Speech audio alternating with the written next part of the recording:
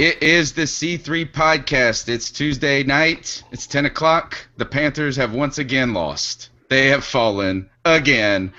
It is a different week. The same voice, the same face, same team. And I'm here with my same best buddy, Joe Riolano. What's up, my man? Hey, Tony. It's great to be here and have you back on the show. What's up, Panther Nation? We're licking our wounds once again this week.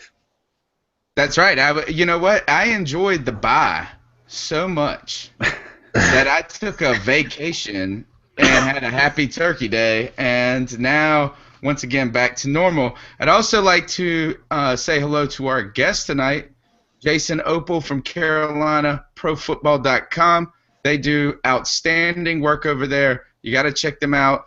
X's and O guys can really bring the Panther talk. How's it going? Thanks for coming on the show.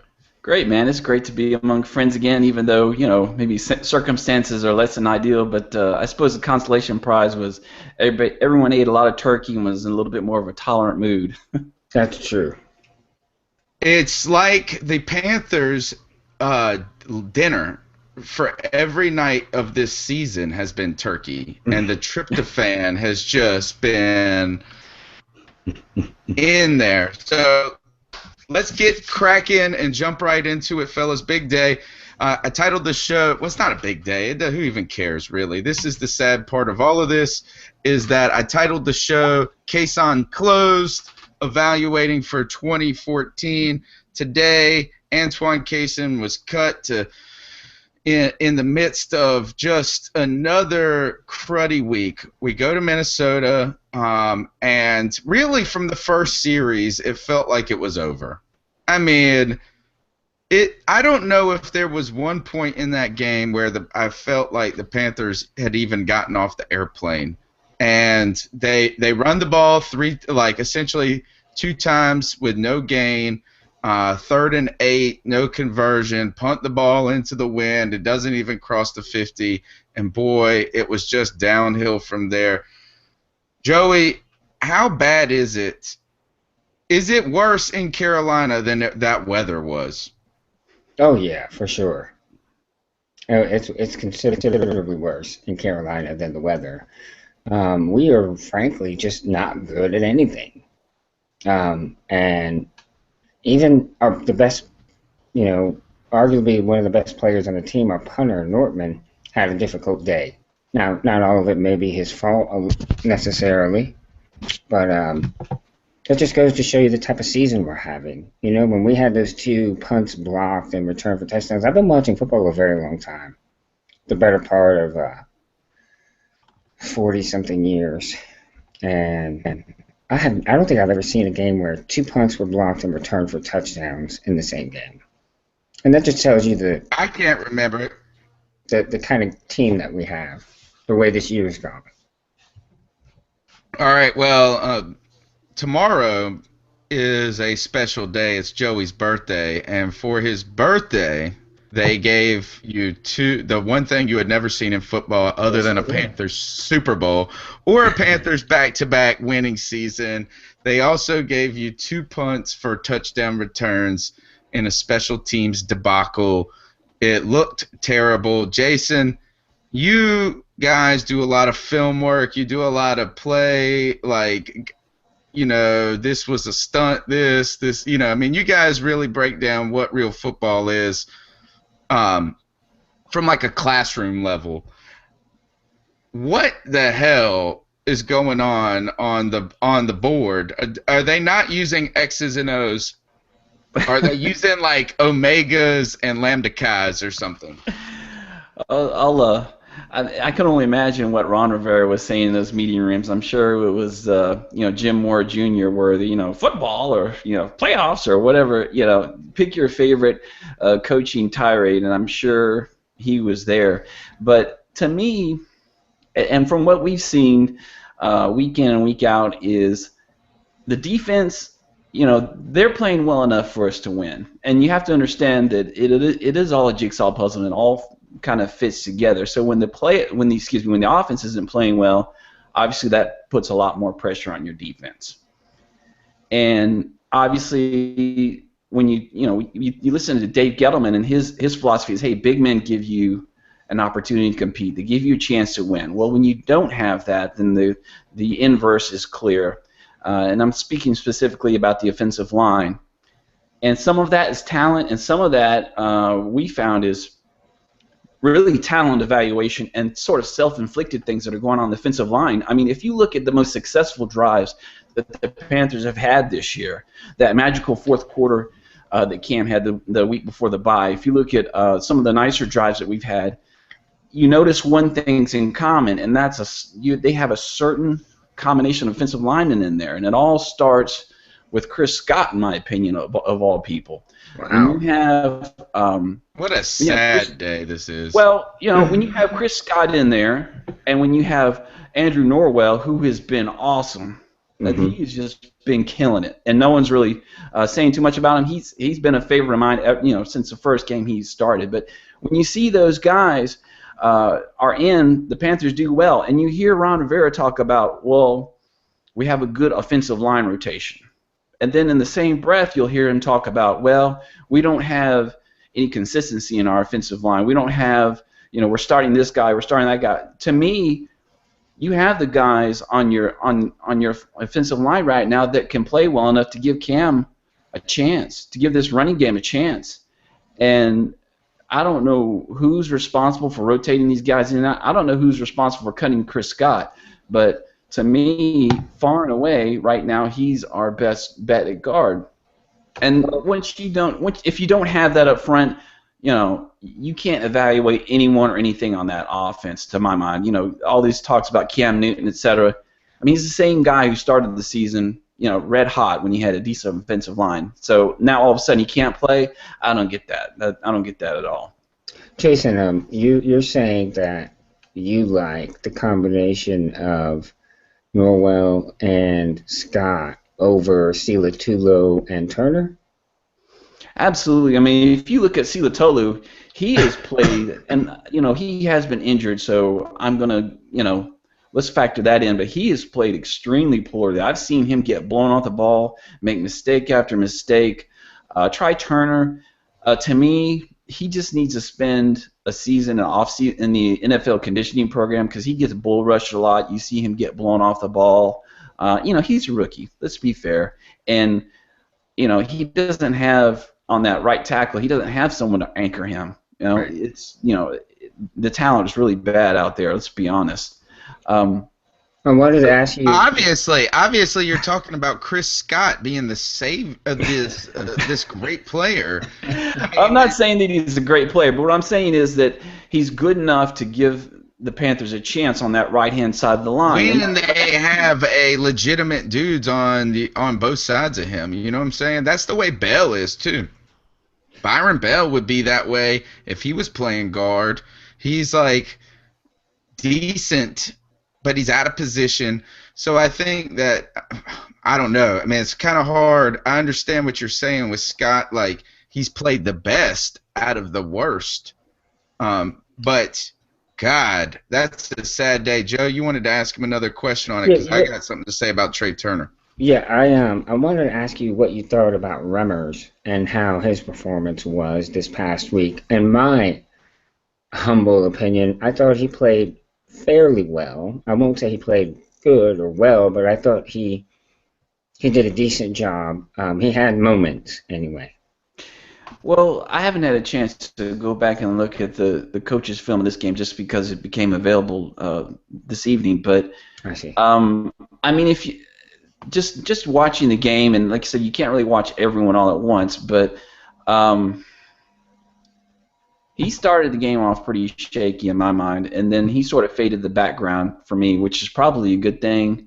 But to really kind of give him a good grade, I'd have to really evaluate him. I'd take a look at him, but sure. It's not ever a good sign whenever a guy you have on that practice squad comes up and he's playing right tackle. That's not good. So agreed.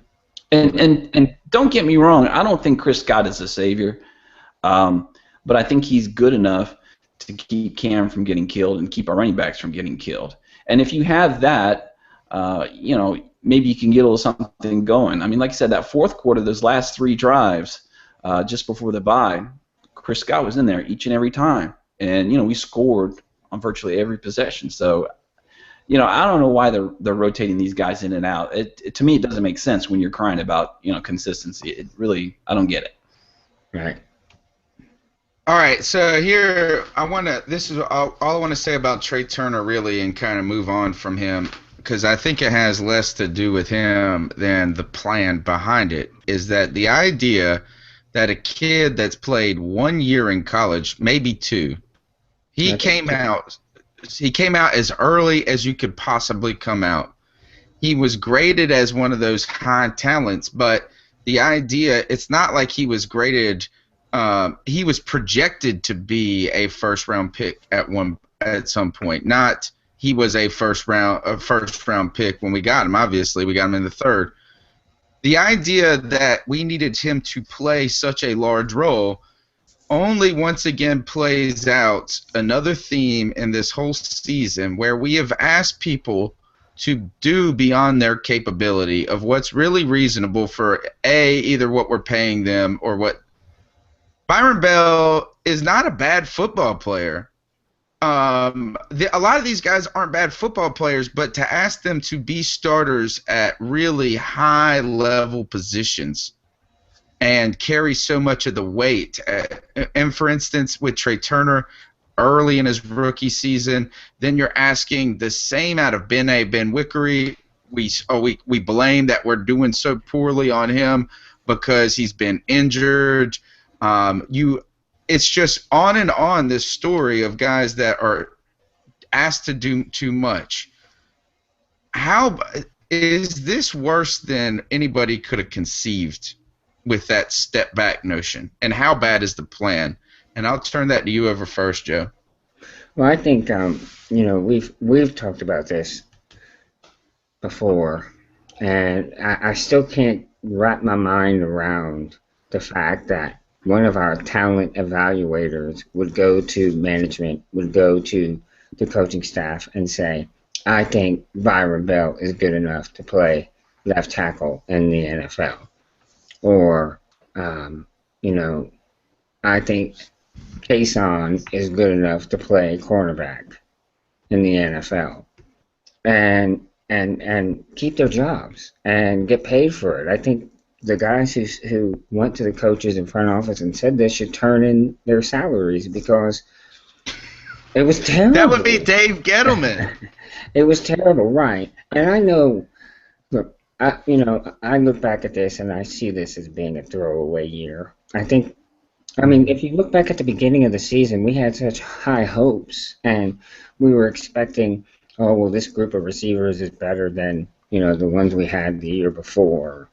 And these cornerbacks are good, and they'll be able to step in and play at least as well. The front 7 is going to be the difference, not the secondary anyway. And then we lose Kraken, and everything falls to pieces. And if he came in with a plan, his plan couldn't have fallen apart any worse, I don't think. Him being Dave Gettleman. I don't think his plan could have fallen apart any worse. Okay, Jason, Joe says that Dave Gettleman came in with a plan and that it couldn't have fallen apart any worse. My contention, again, is that the plan was too built upon guys that are unproven to play pivotal roles in this defense, and just on the team in general. Asked a lot of rookies to come in and do a lot of important things. How do you feel about this plan? Was this too big of a step back? Well, I think we need to step back and look at last year and realize what it was. Basically, Dave Gettleman, he batted 1,000 is what he did. He had no money, and he cobbled together a team, a defense that was epic. Really, probably it would have been the number 1 defense on virtually any other year. Probably.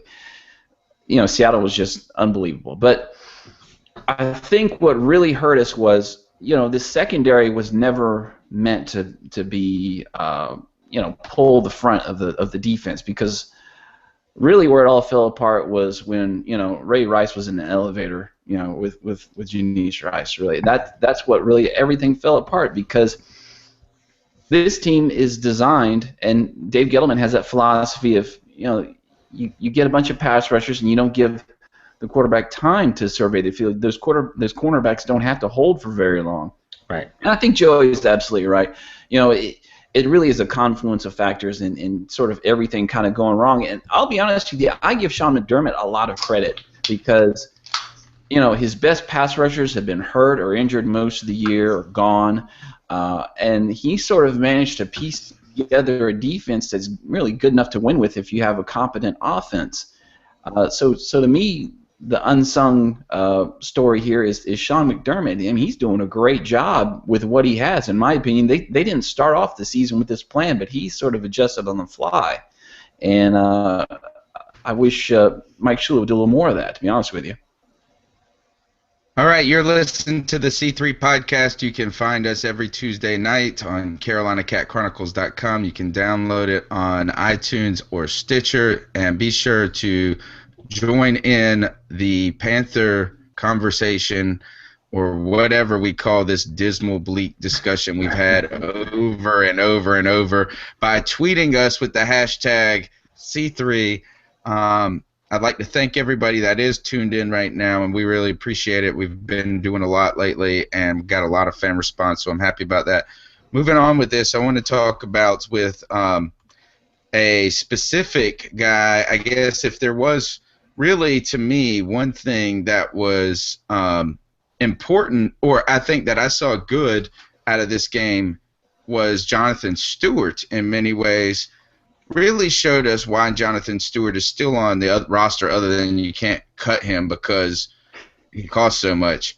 But I want to play you a clip from our good friend Rondé Barber talking about Stewart in this game. Jonathan Stewart's been doing this all day, bouncing off tacklers.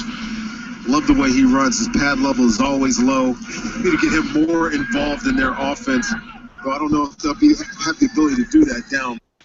So that's Rondé Barber saying he loves the way he runs. I have to beg to differ with Rondé Barber, because if I remember correctly, Jonathan Stewart mashed Rondé Barber in the face one game at the end of the season after we ran 220 yards or some mess between him and D'Angelo Williams, and he just beat Rondé Barber. It was so embarrassing. So my observation is Jonathan Stewart really was a bright spot for the Carolina Panthers. We had one of the more effective running games of the season, and it did not require Cam being the main motor of that. But right when there's something good, there is something bad. And again, too little, too late. Why is this team not moving more in the direction of Jonathan Stewart? Are they trying to protect him? Jason, how do you feel about that? I think I'm probably on an island here. First of all, I love the balance that Jonathan Stewart plays with. I love the effort that he plays with, and I think that's what you saw. I mean, he has a lot of heart and passion for the game, and I think that kind of just bled out onto the field. The part that I think I'm probably going to be alone here on is, I mean, to me, this season I haven't been all that impressed with Jonathan Stewart, to be honest with you. Mm-hmm. I mean, was it just me? I mean, to me, he looked old and slow. He looked old before his years to me. Now, again, he got some great yards, some nice tough yards, and he was hitting the hole harder than he had in previous weeks. But to me, I just felt like, man, this isn't the same guy, 3 or 4 years ago who had that burst. I mean, he looked almost like, his speed just reminded me of Obadiah or somebody like that, except with better balance and power and effort. But it didn't look like the same double trouble to me. I mean, they're 30-year-old guys. D'Angelo Williams stinks at this. I mean, D'Angelo Williams is done, and I love I've loved D'Angelo Williams. I stuck up for him so long. But Jonathan Stewart played far better than him, and he's played far better than him all season.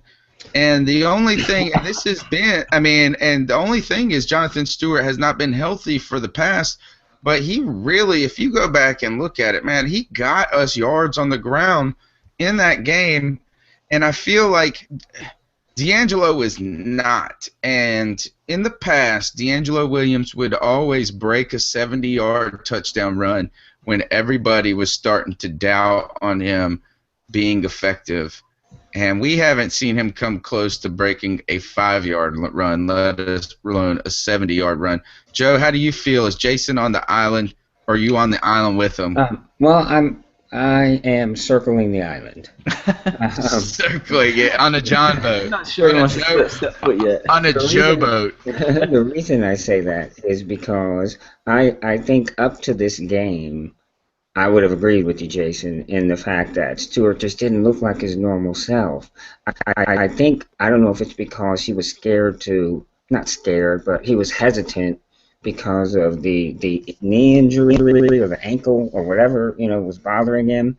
And this game he came out and said, you know what, I just got to go for it. But 12 carries, 85 yards, you're doing something. 7-yard average, I just pulled it up. Something right. And yes, some of it was the offensive line, but his second and third efforts were impressive. They did remind me of the old Jonathan Stewart. In this game, this is an isolated game, okay? But well, let me break in real quick. To me, I don't question his effort, and that's definitely what you saw this week. And he was healthy enough to give you that effort. And like I said, the balance and the power. That was all there, but to me, that breakaway speed, I forget which quarter it was in, but he had one run in particular where he was kind of broke out in the open. I'm thinking, man, and I kind of finished, and I was like, man, the old Jonathan Stewart, man, he probably would have scored on that one. But I just feel like he's not healthy enough, and I wonder if he's ever going to be healthy enough to be the same Jonathan Stewart that we saw 4 or 5 years ago. But I definitely agree with you. This was his best game by far. Like you said, the effort and the yards after contact, that was all there. But, he's not that, elite Adrian Peterson type back anymore. I think. Oh, certainly not. Certainly not. How about this? Is that if you had to make a decision and you could save $1 million towards the cap by cutting either Jonathan Stewart or D'Angelo Williams, who would you cut right now? I would cut all three. I cut all three if I'm running backs, to be honest with you. Can I say all three? Over two? $3 million bonus. Boom. Got it. I mean, really, when you look, Bringing back Darren Williams. Darren Reeves. No. I mean, I'd rather have Obadiah than our guys that we have now. At least he's consistent. He hits that hole quickly enough. And that's, to me, the biggest problem. You see these backs dancing in the backfield too long. And we covered that, I believe it was last week in our show, where, we just – I don't know if it's they're hurt or what's going on, but they're just not hitting the holes quickly enough, and our offensive line isn't good enough to keep those holes open for more than a second or two. Right, that's what I was going to ask you was, is it the offensive line? Is it that the hole is closing that fast, that they're not getting to it? And one back I'm going to bring up because I think the point you're trying to make is shown in his running style is Le'Veon Bell. Right. When he one cut and he's in the hole. You know what I mean? He sees it and he goes. Well, Le'Veon Bell has an advantage that none of our running backs have, and that's that he has an excellent offensive line. And if you'll notice, he'll sit back there and be patient, until he sees a hole, as you say, Joey, and then all of a sudden, bam, he's off to the races. Mm-hmm. But I mean, our backs don't have that luxury, so you better pick a hole and hit that hole hard. Nor do they have the luxury of being good. Sorry. Well, I mean, I like what I see from Tolbert. He's been hurt all season, so I understand his role is a limited one. But when we do get in that goal line, I mean, that's been a big problem for us this season. When we get into that red zone, we can't punch it in. Tolbert is that ramming running back that moves the pile, that you're not going to bring him down one-on-one. He's going to run you over. I don't care if you're a linebacker, safety, whatever. He's going to run you over. I think this would have been Tolbert's last year, even if he was healthy, as an effective back. One of the things we called for was LeGarrette Blount. I mean, he was on the street, and you talk about a smash mouth bruiser. He part of the problem with our running games, as you He said, was smoking blunts on the street. Didn't he get caught with weed, or was that I don't know. But he with smoked some Le'Veon people Bell? last week. Yeah. He got what, 2 touchdowns? He did. He had a good game last week. He did, and to me, he would give your running attack an identity, which is what we don't have. And I think it's just because our running backs are older. They've had their fair share of injuries, and we don't have an identity there. So at least you would have that with a guy like Blunt. I would rather have him than any back in our stable currently, honestly. All right. I was listening to Primetime, Chris Kroger, WFNZ 610 The Fan, by the way. I listen to them like an embarrassing amount of time on my phone and on the internet. But Clinton Portis and Masim Muhammad are on the 7 o'clock show. And Clinton Portis suggests that the Carolina Panthers go and get Adrian Peterson next year. This, I thought, at first, when it came out, I was like, man, that's kind of crazy. But the more I think about it, I like this idea. How much is this? Could we work something like that out? Joe, what do you think? Adrian Peterson to the Carolina Panthers, would you be happy? I would be happy, but I just don't see it happening because of our salary situation. He's going to command, I think, a fair bit of money on the open market. And it's not going to be a long deal because of his age. It won't be long term, but it'll be a good bit of money. I just think he's going to be priced out of our range. But I love the idea. I'd love to see him in the backfield. What do you think about that, Jason? Is this a pipe dream, or could you spend the how crazy, how ludicrous is it to hear it? Well, I think there are too many bad teams with no running attack with money burning a hole in their pockets. So you look at the Oakland Raiders, man. Goodness gracious, what they get beat 52-0 last week? I mean, they would love to have a running back, any running back, and I just don't think it's in the cards for us. We have too much going on internally, as you said. There are lots of holes we need to fill, and first of all, a pass rushing defensive end, wherever that's going to come from.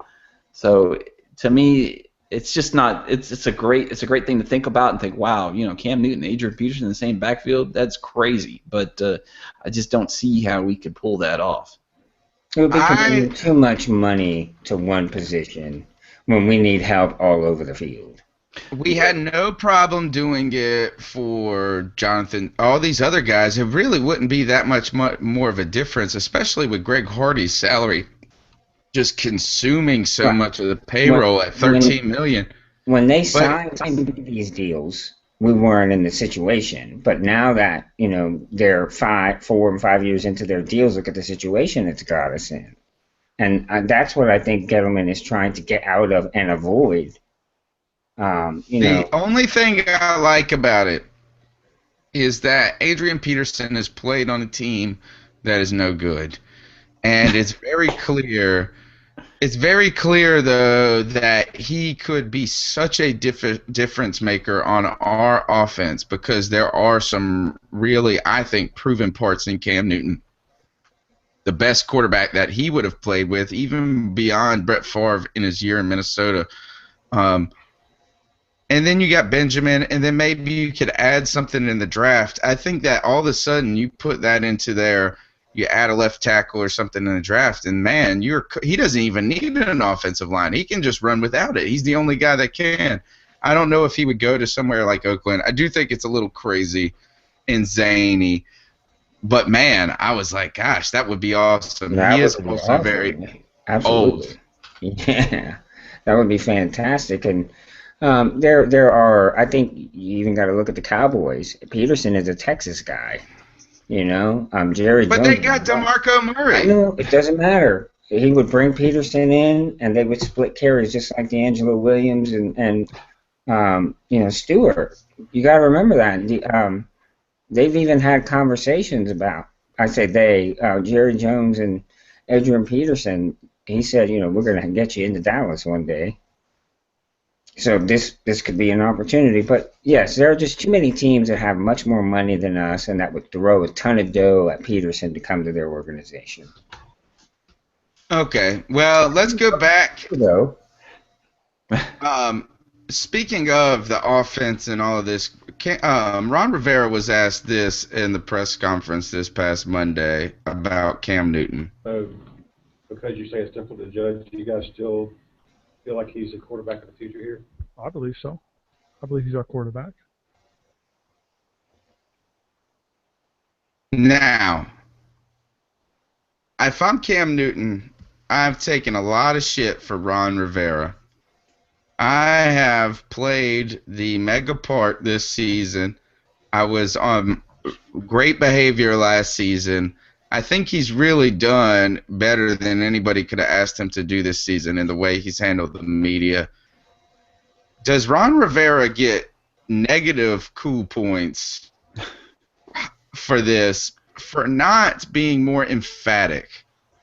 Was I the only person that hears that and go, I think so? Like, it was just, and he wasn't tired of answering questions. He's been tired of answering questions for 13 weeks. Right. So, Joey, if you're in that locker room, if you're Cam Newton and you hear this and you've been criticized for the way you handle things, do you like Ron Rivera after this? No, because that to me was not a ringing endorsement. That was, yeah, he's here. I think he's going to be our guy. There's no confidence in that. There's no passion behind it. If that's your quarterback, that's your quarterback. I mean, we saw Terrell Owens have the passion for his quarterback. That's my quarterback. You know what I mean? That's the type of endorsement I would have wanted to see from Ron Rivera. Because for one, he needs to show that because I think he's in danger of losing his job. But yes, if I was Cam Newton, I would be discouraged by the endorsement from Ron Rivera. Yeah. Jason, do you think he's the quarterback of the future? Who's going to be in Carolina longer, him or Ron Rivera? Ask me at the end of the season, but well, it ended like 3 weeks ago. Right. So let you know. I mean, I guess I'll go back and if you look at the general tenor of that conversation or that press conference, Ron was frustrated the whole way through, and that's just a frustrated answer to me. And if anybody gets frustrated as far as just the general feeling and wanting things to go better, it's Cam because, you know, obviously he wants to win a great deal. Mm-hmm. I'm not thrilled, like I said, with the way he answered that, but I understand the emotion and sentiment behind it. As far as Cam Newton being the, who's going to last longer, if Cam Newton isn't here, his entire career, I don't know what I'll do. I mean, I would not understand it. I would be angry beyond belief if we let Cam Newton walk out the door. I would be livid because, I mean, Ron said it during the press conference, you can't evaluate anything when the offensive line is bad. Right. Now, when the offensive line was good, he was, he was balling out at the beginning of the season. Are you going to tell me all of a sudden he forgot how to play? Did he all of a sudden, did he get a brain transplant? Does he all of a sudden just suck? No, but his confidence hit the floor. Well, sure. I mean, yeah, I mean, he's frustrated. And to me, I'll be frustrated too when I look at the way that these games are getting called. I mean, you look at the stuff that goes on week after week. The number one thing we talk about every week and we joke about is this slant route. Now, every week we try to run the slant route, and every week is something bad's going on with it. Interception, pick six, etc. And that's because you see the cornerbacks, and they have a certain mentality. I mean, he's like, oh, I can't wait to jump this slant route. I know it's coming. That's so true. It's so true. Like they're sitting there like a hungry dog looking at a snake. Run a slant corner off of that. If he has that body posture, run a slant corner. Run a slant like ghost. Like a double move, right?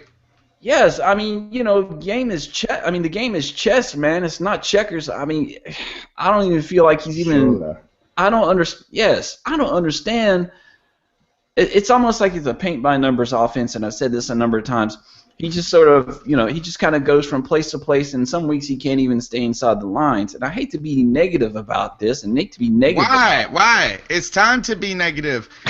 No, but at some point, the only thing that is the one thing we need to be negative about is the people that really believe that Cam is the problem on this team. I can't believe the number of people who say sit Cam down and bring in Derek Carr. Derek Anderson. Derek Carr, yeah, might as well bring him in too. They have to both play at the same time, and they're still not equal to Cam. The thing about this is that the only way you bring Derek Anderson in is to protect Cam and just say, you know what, Cam, just get healthy. We'll see you next season. Right. We're calling it off. But the idea that Cam Newton makes your team worse is the dumbest thing I have ever heard. Now, if Aaron Rodgers was on our team and Cam Newton was out there and playing like this, okay. Then let's have this conversation. But who in the world, in the entire NFL, is either A, available, or B, coming up that is better than Cam Newton right now and can be better than him tomorrow? Not one person. It's the dumbest, stupidest thing I've ever heard in my life is that you are looking at the wrong person. And, Jason, you said it. Is that slant route, dude, has had nothing but problems. In fact, that I'm starting to wonder. Cam hasn't thrown every ball perfectly. Obviously, he has not been on good for the last maybe 5 weeks. But the problem is that when he starts to get a little mojo going, or when he does do something right, somebody else does something monumentally wrong. Quit on a route, not come back hard enough on a route, something very right. So here, speaking of play calling, Joe, this is. Talk to you about the red zone woes there, and looking back, you missed something here or there, but did you want to see anything different with the play calls? No. Again, there are certain things that happen in the game, certain things that happen within the throws of the game, and when you break it down, you look at it and you see something, you go, wow, if we make the block here, this is instead of -1 or 2, it's 4 or 5. Run the route over here, and we see the route over there, and we catch it. Hey, it's a big completion. These are a lot of the plays we've run last year that we had success with in the red zone as well. So unfortunately for right now, it's about execution and getting those things done. It's stuff like this, guys, that makes me join the Fire Ron Rivera bandwagon. And I have never been a guy that thinks I stuck up for Rivera last season. Early on, I wrote this big piece, and it even got me tickets to a game. Like, I won this tickets for this article. And it was Ron Coolio Rivera got to keep us in it and stay cool. But the problem here, what are you talking about, Ron? The next job I have for you is to watch NFL films. And that's all you do, because obviously you're a great film watcher, and you can tell us everything that goes wrong on a play, but you cannot call a play that will work in the first place. And that answer, guys, is so disconcerting to me, so unsettling, because I can say what if, but it's not happening. So, Joey, Jason, you guys can fight over this. Who is more at fault over this play calling? Is this play calling? Is this simple execution that's not happening? At the end of the day, does the head coach have to be responsible for this? Go ahead, Jason. You start. Oh, well, obviously he's the one that takes responsibility. He's out front. But I will, in Ron's defense, I will say he kind of gave the only answer that he could in front of the press. He's not going to go out there and question his offensive coordinator. He's not going to go out and name names. That's not how you conduct a team, in my opinion. Saying it's execution, et cetera, that's really just coaches speak to me, and it's just kind of a way to try to get to the next question without doing any damage. So, the slant route, we talked about that. To me, that's just a symptom of the problem. The big problem is when you see something happen on the field, I don't get the sense that there is a reaction and flow to that, like what you saw with Rob Chudzinski. He had his faults too, but he's one of these guys that had an innate sense to how to call plays. So when the defense was doing one thing, he would play off of that. I don't get that sense with Mike Shula personally. Right. Joey, we just got a tweet from one of our favorite friends, Susan, the Not So Lazy Susans, by the way, who are blowing it up in the C3 Fantasy Football League, destroying opponents. She said this: so Rivera completely blames the players. He assumes no responsibilities for the team's failures. So frustrating. Hashtag C3. So, the thing about this is that, yes, is this coach's speak? Yes. Is this saying that, well, we missed the block? But every play, he's saying somebody, was a lack of execution. We'll have to go to the tape. Lack of execution. We'll have to look at the tape. We'll correct this. None of it has been corrected. You've looked at tons of tape. You should have burned it all. And the point being is this: why don't you come out and give another coach speak answer and say, well, obviously, I'm not happy with anything that's going on, including the play calling. And that is not a referendum on my offensive coordinator, but this ain't working. That would be my answer. Joey, take it away. I liked the play calling in this game because it was opened up a bit. I say opened up. They tried a reverse. They did a double reverse. So I like that part of it. But both of those plays, I think one got us maybe a yard or two. The other one was a loss because of execution. Because our offensive line can't hold blocks long enough to be able to pull off a reverse or a double reverse. Shula's had play calling issues since he's taken over. This isn't the first time we've had to call him out. But the plays worked last year, Joey. These were plays that worked last year. Didn't you hear Ron Rivera say that? We had a decent offensive line. And we had the 27th ranked offense in the league? You mean when they worked in that one? And we had a better receiving core. There were, worked is all, it worked because of how good our defense was. We could have the 27th ranked offense last year because we had the 2nd ranked defense. But wouldn't it have been awesome to have like the 22nd ranked offense?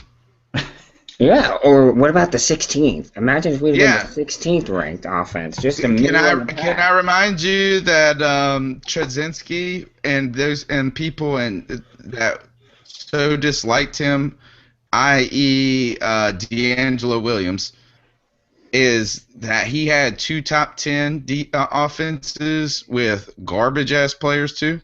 Mm-hmm. I wish they'd have brought him back, to tell you the truth, in hindsight. But Shula, everywhere Shula's gone, I hate to say he's been a failure, but he's just not had much success. I guess that's putting it more nicely.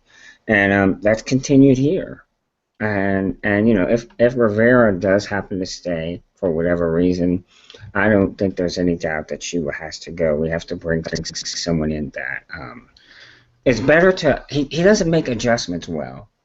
He really doesn't. He's in over his head. That's just what it is. It would be like if I took over a high school football team and tried to start calling plays. Like I would be like, let's run, let's throw the ball. Now this time that didn't work. Let's throw the ball. You know what I mean? Is that overall is that it's not. I don't know if there is an understanding of the players in the game well, and maybe not the game, but the idea that that this works on paper. This works with the right personnel. But the idea of being a good coach is putting your players in a place to succeed. Right. And you have to realize that Byron Bell is Byron Bell, that you're playing with rookies. You're playing with Nate Chandler. You're playing with these guys. You're playing with older back. You have to put these guys in areas that kind of diminish or mask some of their weaknesses. And once again, this goes back to us maybe asking too much of somebody like Kelvin Benjamin in his first year. And is the love wearing off a little? I've seen some criticism of the golden boy, Kelvin Benjamin. Things must be bad. Jason, do you feel that any of this criticism is merited?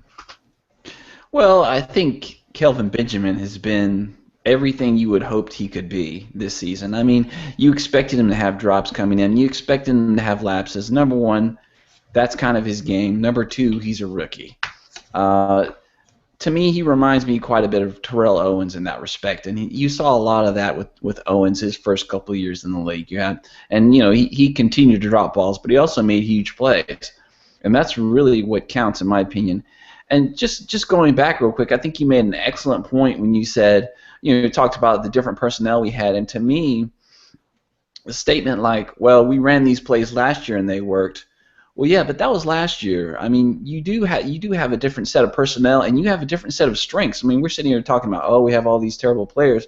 We have the talent, I think, to be eons better than what we are. And if we would just call things a little differently, call these plays like you're talking about the reverse at a little different time, I think we'd have a lot more success. I mean, there's so many little things that we could be doing that we're not doing, in my opinion.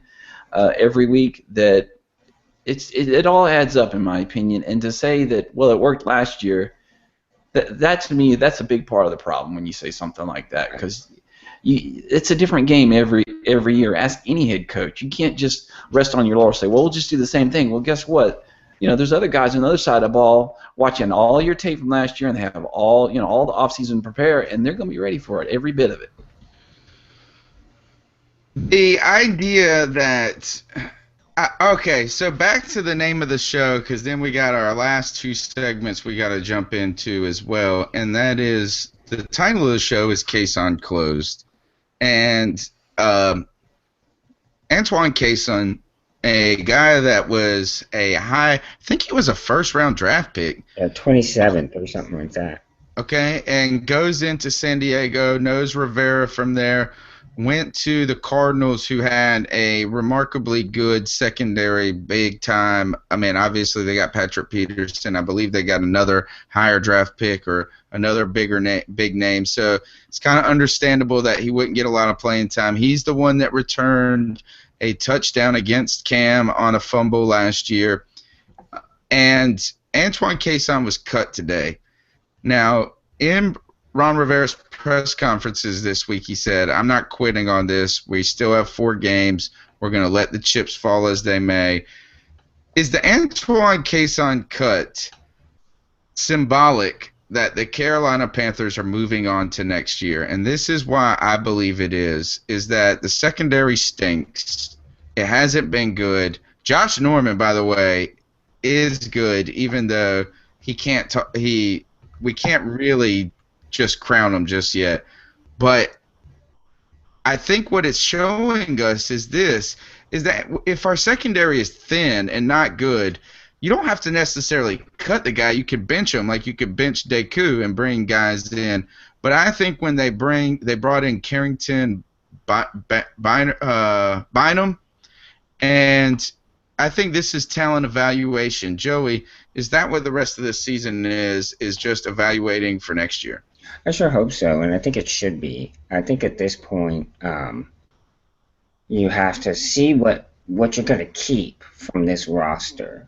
You have to see what the rookies have. You have to give them a chance, because really they're going to get their best experience at game speed. It's one thing to do it in practice and training camp and all that, but when you get in the game, that's when you're in the thick of it. That's when things are going 100 miles an hour. You got to read your keys. You got to look for this and look for that. So I think we should be transitioning these last 4 games into that phase of evaluation. That seems to me to be the right move for the future. Jason, are we in evaluation mode, do you really seriously think there is anything other than that at this point? I'll give you the Ron Rivera answer. We're evaluating all the time. I'm getting evaluated. The And players myself. are getting evaluated. I think I got that clip. I think I got that clip. But when you said it's unfair to judge, you meant judge him this year or the So, all right, I'm not gonna play it, but I'm just one of the things is you're right. Is that okay? We'll keep going. Ron Rivera, we're evaluating everybody. No, but to go back and just bounce off of Susan's comment about blaming the players. I mean, there was a lot of that, but then he also talked about the coaching staff as well. But back to your question, to me, this is about accountability, and it's both about accountability and it's about looking at what else you have. Because if someone's not doing their job on the team, I mean, everyone knows it, and that caused issues for our defense earlier in the year where certain people weren't necessarily where they're supposed to be. They weren't doing their jobs. That caused other players to try and do two jobs, and we all know what happens when you try to do that. So, hats off to Sean McDermott. I mean, how many people has he given that axe this year that he felt like they just weren't playing the way he wanted to play? So, again, I'm going to give Sean McDermott kudos. He's done a good job with really a patchwork defense. So, it does feel like Rivera's kind of turned the page a little bit on this year. He's going to give it his best shot to try and close out strong, but I mean, it just doesn't feel like a team that's ready to surge into the playoffs after last week's bye. That was extremely disappointing to me. Man, I hate to say that. Well, I don't hate to say any of this. I'm going to go ahead and say this with ultimate confidence, is that the idea that the Carolina Panthers surging to do anything is like so ridiculous. We've had the same exact conversation, all right? And now this goes to my boy Straight Facts, who is on his show, which you can check out on the C3 TV network. I was on his show last night, and, about 6 weeks ago, he was giving me shit about not picking the Panthers and like this and that, and I was kind of down on them. But look at what has happened. There is no surge. That idea that the chips have fallen, Ron Rivera, and they have fallen off the table or into somebody else's poker pot or whatever it may be, because this team is done this year. And I don't think that we should be ashamed to say that. What we should be really ashamed of saying is that we think that they couldn't be done. That winning 4 games and going 7-9 all of a sudden would make things better or whatever it would be. We can't win. This goes back to, I feel like I have to give one Wayne's World quote a week in my life. And this goes to when Wayne is getting his ex-girlfriend is giving him a birthday gift, and this goes to you, Joey, since it's your birthday tomorrow. And she goes, "I got you a gift, Wayne," and he opens it up, and he goes, "What is it?" And she goes, "It's a gun rack." And he goes, "A gun rack? I don't even own a gun, let alone enough guns to necessitate an entire rack. We can't even get a win, let alone enough wins to necessitate an entire surge." So, sorry, that was my rant for tonight. But I think it's time of this part of the show to play a little bit of our one of our newer segments, should we say, but with the same questions each week. Fact or fiction? That's right. It is the Fact or Fiction segment of the C3 podcast, and I'm going to ask everybody, fact or fiction, Ron Rivera, once again, I think this might be the 3rd week running in the conversation. Will he be the head coach of the Carolina Panthers next year? Jason, fact or fiction? Oh, man. I really think, and I'm not trying to cop out here, but I really think. Well, obviously. What's that? I said, well, obviously. If you say I'm not going to cop out, be prepared to be copping out. If it's me, if I'm Dave Gettleman, I don't think Ron Rivera is my guy. I mean, when I look at all the coaching talent that's out there, I like Ron Rivera. I think he's an awesome defensive coordinator. But a head coach, I'm not convinced. I'm really not. I mean, I think we saw the best of Ron last year, and it was great. Don't get me wrong, but the chips fell just perfectly, and I'm not convinced he's our guy. There's been too much down and not enough up. I suppose in fairness to him, this year he hasn't had a lot to work with as far as talent is concerned. So that would be my only caveat there. I would rather see us bring in someone like, say, I don't know, like a David Cutcliffe, someone like, someone who's it's like a Jim Kelly type guy, a Chip Kelly type guy, excuse me. But David Cutcliffe's been doing that Chip Kelly stuff for a long time, and I don't see it with him. I'm sorry. I like him. He's a great guy, but man, I hate to say that too. It hurts me to say that. Joey, Jason says fact or fiction. I don't even know what the question was. Ron Rivera, no, fiction. It was fiction because I asked he will be, right? Maybe. Who cares? Fact or fiction, Joey? Ron Rivera, quarterback of the Carolina Panthers next season. Ron Rivera? Quarterback, not quarterback. I'm on my third year, fellas. I'm on my third year. It is head coach. Fact or fiction? That would be fiction. Ron Rivera will not be back next year. The guy had 8 or 9 interviews for head coaching positions before getting the one in Carolina. There's a reason he didn't get it prior to Carolina. Whoever was interviewing him saw something or heard something or felt something that he was just missing that it factor that head coaches have. And Ron Rivera was a decent player who was a smart player more than a physical player, and that just hasn't transitioned into his coaching. I think I like his demeanor. He doesn't get too excited one way or the other. Sometimes you want to see a little passion, but I like his coolness. But he's just not the man for this team, for this Carolina Panthers team. And moving forward, I don't think he's the man. Now, I am not a fan of bringing in a college coach either. Maybe there's a guy who could come in and do it, but I would prefer to bring in someone with NFL head coaching experience myself. Who's that guy, Joey?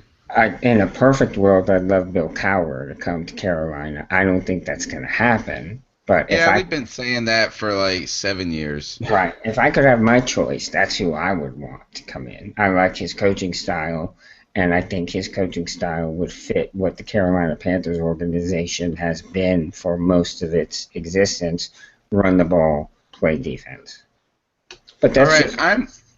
I'm gonna say Ron Rivera against my better judgment. I'm gonna say fact. He will be the head coach of the Carolina Panthers. When I say against my better judgment, I do not think he should be the coach of the Carolina Panthers. And this is because this is a tough thing. Is that I'm really with Jason on this. Is that I like him, and I don't even necessarily dislike him as a head coach, or dislike him as a coach entirely. Or do I think this is his fault? Do I think that he deserves to have his head roll? But my thing is, what is one more year going to do? Right. Really? It would be a lame duck year, too. I mean, are we going to see him just become a mastermind coach that we kind of are hoping for, or maybe what it takes to win in this league at this point? I think we at this point we know what we know Ron Rivera, right? We know what he can do. He's had 3 losing seasons. He can play the defense. It's going to take everything that's going to go perfect. And I just feel like this. I feel like what we have with Cam Newton is we have that car you sent to me, Joey. What was the car that you got for your birthday? Oh, that was it was the 2015 Corvette Stingray. And there was a Toyota Sienna minivan behind it. I told Joey that must have been the car he got for his birthday. It would be like putting regular gas in that car.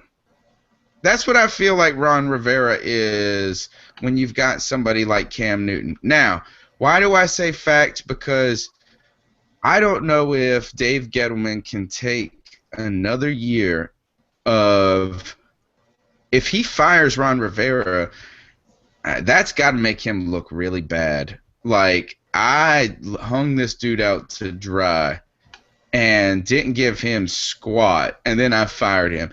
He would have to bring in a big-time name. You cannot bring in a regular dude, another Ron Rivera type, middle-of-the-road, unproven guy to do it. It would take a Bill Cowher. It would take a Jim Harbaugh. It would take a Gus Malzahn type name, I think, to survive that PR nightmare. Because the Steve Smith thing we know has proven to be a bad thing. He hasn't done well this year with handling the press. Okay. Fact or fiction, Cam Newton will be a successful quarterback in the NFL. Joe, you start us. I think that's fact. I think he has the talent, he has the tools, he needs some help. And we saw what he was capable of last year when he had just a little bit of help. I think with a good offensive line and another good receiver, doesn't have to be great, but even a Justin Hardy type, Sammy Coates type, bringing them in will make a huge difference. And Cam won't have to feel like everything is on his shoulders, and he'll be able to feel confident behind that line, take his time, step into his throws, use proper mechanics. So yes, I do believe he will be a good quarterback, provided we can get some help around him. Jason, fact or fiction? Absolute Is it already a fact? Hey, it's been a fact, okay? I mean, this guy, whenever things are right around him, he's right. Every single time, he's been in a good situation as far as the people playing around him, and you can tell when he's feeling good about what's going on around him, and when he's comfortable, he balls out every time. Every time things are right, Cam Newton's right there. Does he have his flaws? Yes. But is he a baller? Yes. And people talking about getting rid of Cam and hitting the reset button. That's just stupid. It's just so dumb. Hit the F5 button, dog, because you're not seeing it right, in my opinion. Right. Because a player like Cam Newton, he does not come along every year. So we're not used to having a franchise quarterback. And I'll remind people, the first 6 weeks of this year, people were talking about Tom Brady's washed up. Do they need to, I mean, come on. I mean, Tom Brady was doing the same exact stuff that Cam Newton is doing right now. And Cam Newton at the beginning of the season was doing the exact same stuff that Tom Brady's doing right now. So when things are good around him, Cam's good. Cam's good. I have no problem at all with Cam being my starting quarterback. All right, I'm going to turn just 2 more fact or fiction questions and moving on to the last bit of the show. Josh Norman is entering the last year of his deal, which isn't big. 4-year. We signed him, I guess, since we drafted him, to a 4-year deal, $2.3 million, with only $200,000 being the guaranteed money. So he has been around. He's going to make about $700,000 next year. Last year, will Josh Norman, is he the answer, and will he be a long-term feature in the Carolina defense? Jason, go. To me, that's a tough question. I think he's played well enough where he's shown that he deserves to be in this league and that he can play within the system that Sean McDermott has drawn up for him. So in that respect, yes, you're going to see him in the league for a long time. Now this kind of dovetails with the factor. Your first question you asked, is Ron Rivera going to be around? Well, if Ron Rivera is not around, the reset button on the defense, you just pressed it. So there's no telling what a new DC would do in here. It's a little concerning that we're still seeing some of these sort of lack of maturity issues with Josh, although it's been a lot better this year. But I'll just write off this week to two guys who didn't really like each other, kind of getting after it. So I like Josh. He's played so much better this year. He's grown up a lot. And I hope he is, because he has a lot of ability, and if he doesn't let his ego get in the way of a contract, he could be here for a while. Joey, fact or fiction, long-term feature, Josh Norman. I hope it's fact. We have seen him go from the doghouse to being the best cornerback on the team, I think. He has the tools, and more importantly, he has the confidence now. The cornerback is a position where you gotta have that confidence. That's where his ego sometimes gets the better of him, and he does lash out and does immature things. And like Jason said, there has been a marked improvement in that this season. But yes, I sure hope so, because he has all the tools. He's got decent size, and he's got the confidence. He's got the bravado, the machismo to play the position. All right, fact or fiction, Joey, will the Carolina Panthers win another game this season? I think it is fiction to think that Carolina is going to win another game this season. The teams we have to play, we have to play two division opponents on the road. So that right there hurts us. We have to play the Browns, who have been playing well. And you're going to have old Johnny coming to town, probably. Right. In all likelihood. So I don't think it's in the cards for us to win another game this season. I think we're going to get a good draft spot, and we'll see where we end up next year. Yeah, let me see if I got something. Let me see if this works. So if we lose out, how many will that be in a row? 11? That is something I wanted to bring up tonight. In 3 days from now, in just 3 days, maybe 2 days, we will be having our 2-month anniversary of our last win versus, I think it was October 5th was our last win against the Chicago Bears at home, I believe. And it was on the road. It was home. Yeah, you're right. In a game where we played poorly in the first half and came back, and so it wasn't like anything to even be that excited about. Right. So just remember that 2 months. The last time you saw the Carolina Panthers, who started out 2-0, one of those beating the Detroit Lions. Since we've seen a win, we've just been beat down so bad at this point. Each game, I don't think we've been as close as a lot of people want to make us out to be. Maybe there was a couple of games in there that we were, but there was a lot of games in there that we just got kicked in the face. Okay. Next week we're going to play, I believe, the New Orleans Saints in New Orleans. Is that right? I haven't even looked at the schedule. Is there any way we can win this, guys? And let's just close it. And we got one more segment after this, and we'll make it a quick one. But is there really anything to talk about in the game going forward against the New Orleans Saints? Is there any chance, Jason, of the Carolina Panthers going to New Orleans and getting a win? Well, and did I even ask you fact or fiction about the win next season? I think I skipped you. That's okay.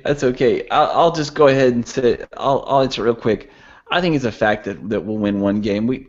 Our division is too bad, and I'll go by the old cliche: you're never as bad as they say you are. So, we're gonna get one somewhere in there, I think. So, at least that's what I want for Christmas. I don't know about you guys, but I'm thirsty. I'm real thirsty. I want a high draft pick for Christmas.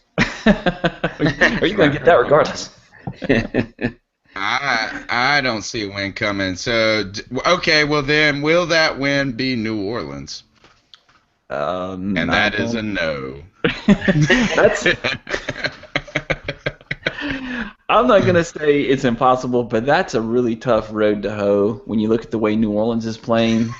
They're looking a lot more like the old New Orleans. Whatever was going on with Drew Brees, that seems to have dissipated somewhat. To me, if the Panthers, the chance that the Panthers have is if they can somehow manufacture some pass rush on Drew Brees, and you get him moving around and you knock him around some, then he gets frustrated and he's not nearly the same guy. That would be the one way that I think the Panthers could keep that New Orleans offense down enough for them to get on top of them and sneak out of there. And that plus they lost 2 in the Dome, so their last 2 road games.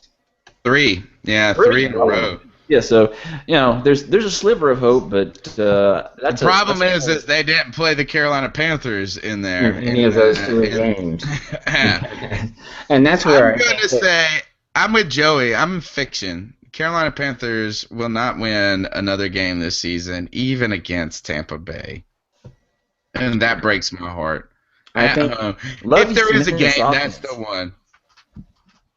Lovie Smith, man, you ought to be able to put together enough offense to beat him up. Especially. That's like saying that's what they say about Ron Rivera. That's exactly what they said in Tampa Bay. That's what they're saying when they come to Carolina. Hey, you get 2 bad teams playing each other, man. Each one thinks they have a shot. Okay, maybe they'll tie.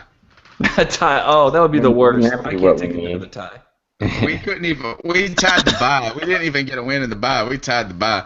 All right, Joey. This is how I obviously roll these days watching the Carolina Panthers. It's time for the Ice Up segment of the week, and there's been a lot of ice. There's been a lot of drinks, and there have been no liquor spilt in this house. After the Carolina Panthers, every drop is like a little drop of gold.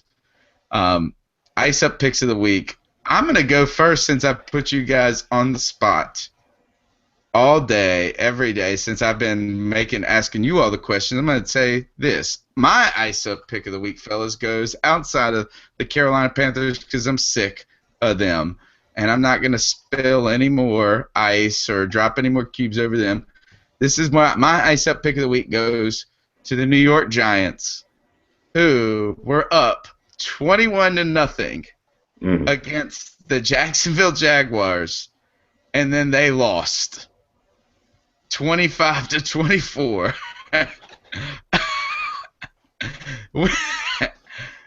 This goes to you Eli Manning. You're looking like you're slow, and you know what I mean by looking like you're slow. Not a foot. Is buddy you and your little angry gremlin coach who have won Super Bowls that they burn me up, is that y'all need to ice up. Lost to the damn Jacksonville Jaguars, up 21 points. So this goes to you. Ice up, son. Jason, you want to jump in there or you want to pass the mic to Joe? After a week like this week, it's, what in the military they call it a target-rich environment. I mean, it's like, who do I pick? There's so many people that are running through my mind right now. But I'm gonna pick on Mike Shula since he's been my whipping boy, and I feel kind of bad about it because, we've been really picking on him pretty bad. But I'm gonna say, Mike Shula, buddy, get the igloo cooler out. Do the Peyton Manning commercial, losing feeling in my toes. It's in the Nationwide Farm. Please, for once this season. Please, bro. Ice up, son. We need it. We need it back. Amen to that. Amen to that. For my ice up, son pick of the week, I'm going to the college ranks, and I'm going to Starkville, Mississippi. Even though I think it was actually in Oxford, the game was. But Mississippi State has played pretty well all season long. They were in the hunt to make the first ever college playoffs. All they had to do was beat their in-state rival, Ole Miss, which I hear. Is that the Egg Bowl? Yeah, the Egg Bowl. Which I hear that if you want to see the prettiest girls in the SEC, you need to go to a home Ole Miss game, is what I've heard. Anyway. Or Athens, Georgia. Mississippi State. How do you guys know this?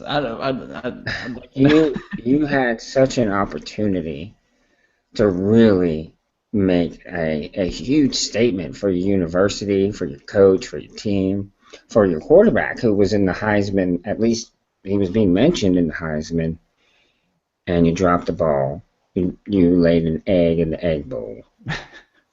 So, oh boy, did they lay an egg.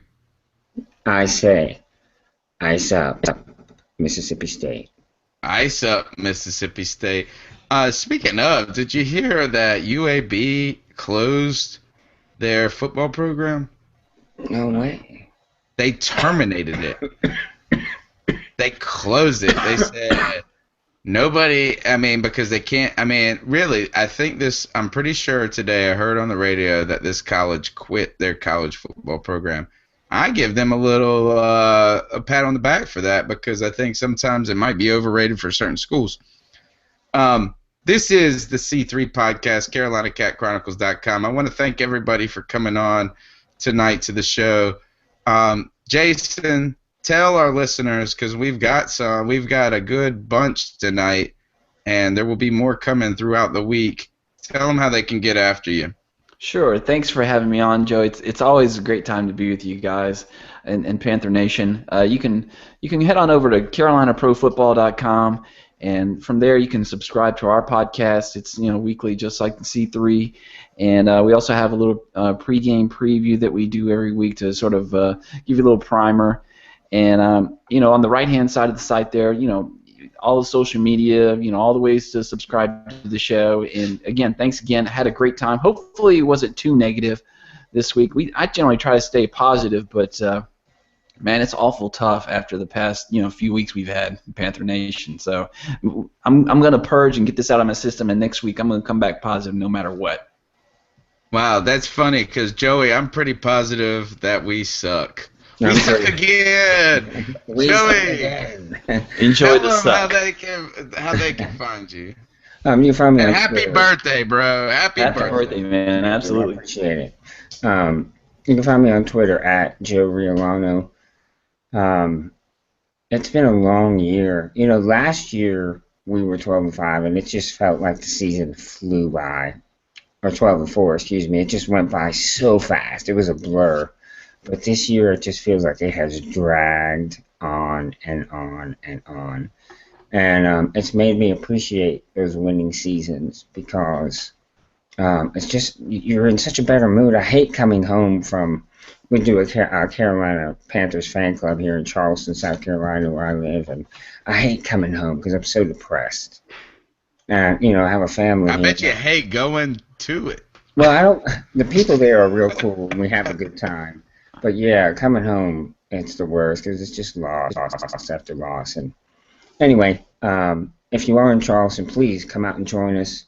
Every time the Panthers are on, we're there at Southside 17 at the Tango Outlets. We have a very, very good time. They take real good care of us there. They do a great job. All right, this is the Professor, a.k.a. Tony Dunn. You can check us out every Tuesday night, 10 o'clock, CarolinaCatChronicles.com. Please sub up on iTunes, on Stitcher, however you get your audio. Listen to it in the car, listen to it in the gym. I've worked, speaking of, Joey, when you say that it's so depressed, it's kind of hard and sad, is that we have really, CarolinaCatChronicles.com has done a lot since our birth just about a year ago. It's like our birthday. Mm-hmm. And we are not stopping. We're not slowing down. We're only growing. We've been doing I feel like we've done a great job. But, man, it's hard sometimes writing and doing podcast after podcast, going on radio show after radio show, and it being this bad. Luckily is that, well, I wish we could say we didn't have 2 losing years back to back. We just haven't had 2 winning years back to back. But we're going to flip the script, folks. We're going to flip the script. I want to ask you and be thinking and working on this for next week's show, guys. And we'll talk about this in the open mic, which I'd like everybody to come and check out the revised website. The website, guys, is like looking good. Man, it really is. And I'm not trying to toot the horn here too much, but we really did a massive upgrade to the website. And it is mobile friendly. It looks great. It works great. It loads fast. It's got a lot of different features. So check out C3 TV. Check out the open mic. But I want you guys to think about this over the next week. Can this be turned around in just a year? And that's what I'm a little bit worried about. So we will revisit that idea. We will visit that idea over the next week, guys. Check us out, CarolinaCatChronicles.com. See you next Tuesday.